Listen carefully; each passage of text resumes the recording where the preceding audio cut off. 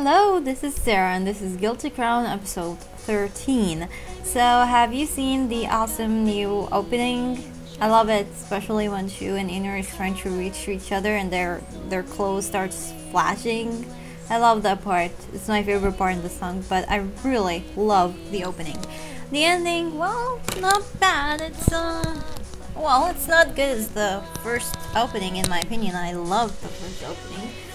But we had to have a change, and it's kind of nice to have a change once in a while. Now, moving on to the real episode review. Amazing episode, I gotta say. It's the first time in Guilty Crown that they mixed silliness, or I guess, how should I say this? Part of this was laid back, the other part was super serious, so they kind of mixed the two in one episode. They didn't do that till now. It was one episode laid back, one episode action, one episode laid back, one episode action. So to see the two elements in one episode was really kind of nice. Now we can tell that Shu has finally became a man in the series. I mean, through the first half of Guilty Crown, he was acting like one, and then cowering up again, and then just, he was like up and down, and I don't like that. He finally decided that I will take some action. I like that. I like the fact that now he is someone that people can depend on.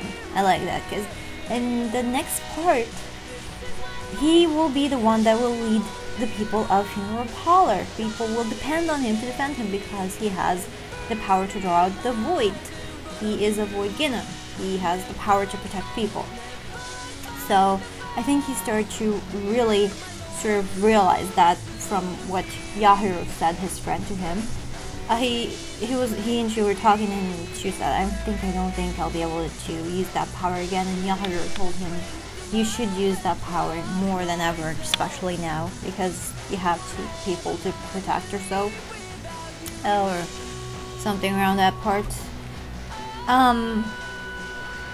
So I think he kind of started to accept the fact that he has something where he has a role that he should do.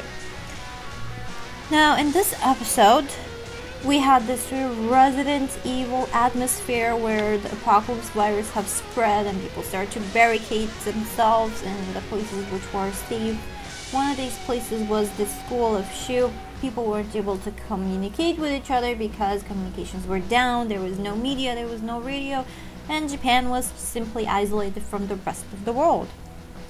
So to lighten things up in this dark time, they go on and make a school festival. Although we didn't get to see any sort of inside of the festival, it was kind of nice to see the preparations and everything, and the fun spirit and so on. And in that part we were having ISA wonder, what am I going to do from now? Guy's gone, and I don't have any role to do, or I can't protect anyone. I'm completely useless. And she's honestly a strong person. She is paralyzed, but she is trying to fight and to do something. So, of course, she will have that sort of doubts if the person who kind of guided her all of a sudden disappeared. Oh, Guy's death, I do have a lot of questions about it. I know he's dead and all, but you see in Final Fantasy VII, Aerith was dead, but she was kind of alive in the live stream or so. So I think that his death somehow is going to be like that, because everyone dies and then disappears. I don't know. It's like what I said in the series. I won't accept Guy's death till they prove something. So that's another thing I'm also wondering about. Another thing is when the school was attacked. Now, I don't know why these people would go, and the ones who attack the school would go to just attack people at random. Like, why? Are you jealous of them because they're trying to have a little bit fun, to raise up people's spirits in this dark time, or what? I don't know. All I know is that the guy with the violet hair and the mechanical eye has some reason or something in he's targeting Shu and Inori and the people from Funeral Parlor and their destruction for some reason, or maybe trying to capture them or so. I just don't know. He's been interested in Shu's ability since episode 4 and Inori's void also, so probably he's gonna capture them and do some experiments on them or something. I don't know, I'm just estimating again. So we had Shu fight the giant mecha thing. We had Aisei given legs by Shu's new void ability. This time people do not faint when Shu gets out their void. He takes out their voids and give it to people. Pretty nice. So he gave Aisei her void, which was legs that lets her glide into the sky. Pretty nice. And the two of them kind of help each other defeat the people who were threatening the school. And then they did this sort of pause. In the end, they were like the heroes of justice. I kind of was nice. And Shu was the savior of the school. Everyone knows now that he has this power. So it's kind of nice to get accepted, knowing that he is a void Ganem, or a person that draws voids out of people.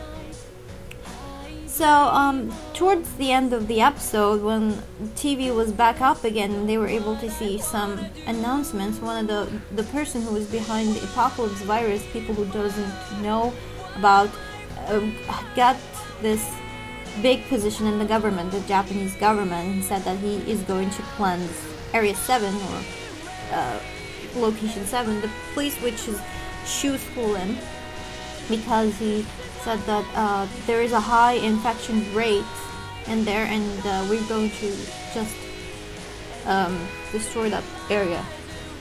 It's like, what? Have you even checked? Have you even checked before you're gonna destroy big part of Japan like that? So it's like he's the same person who caused the Lost Christmas and the second Lost Christmas.